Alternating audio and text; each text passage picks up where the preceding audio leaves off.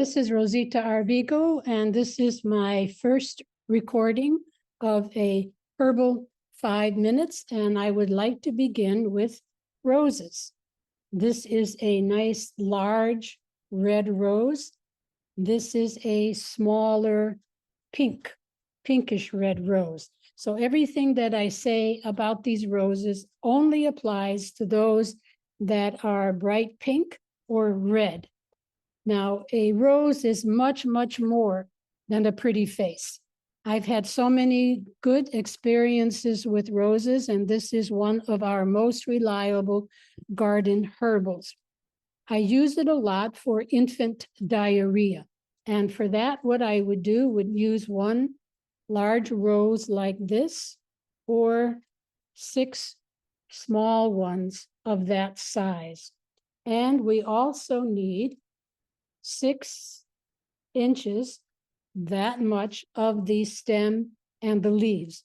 So this is the large rose, 6 inches of stems and leaves. You break up the rose and break up the leaves and the stems. Pour 1 cup of boiling water over it. Let it steep for 10 minutes and then strain it and allow it to cool. And then we put it through a cloth strainer to give it to babies. So for an infant with diarrhea, the dose would be 1 teaspoon every 5 minutes. If they're taking a bottle, that would be an easy way to do it.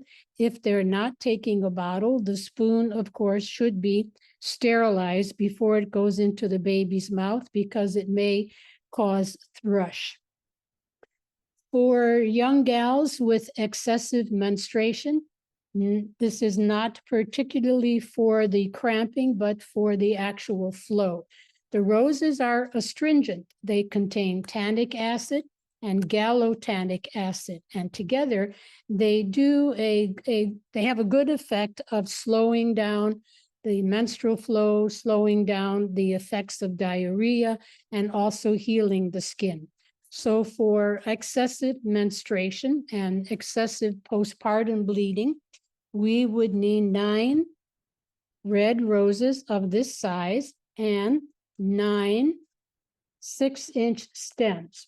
And we put that into a pot with 1 stick of cinnamon at that length, or 1 tablespoon of cinnamon powder, hopefully as fresh as you could possibly resource. And then you would boil that in 1 liter of water for 10 minutes on a low boil, not a hot, heavy boil, on a low boil, and then set it aside to steep until it is cool. It is very important that the roses are used in a cool form, not hot, not warm, because the tannic acids work better when they're cooled down. So then strain, and the lady will take a dose of a half cup 6 times a day. If it's postpartum excessive bleeding, she should be taking it in sips until the entire quart is finished.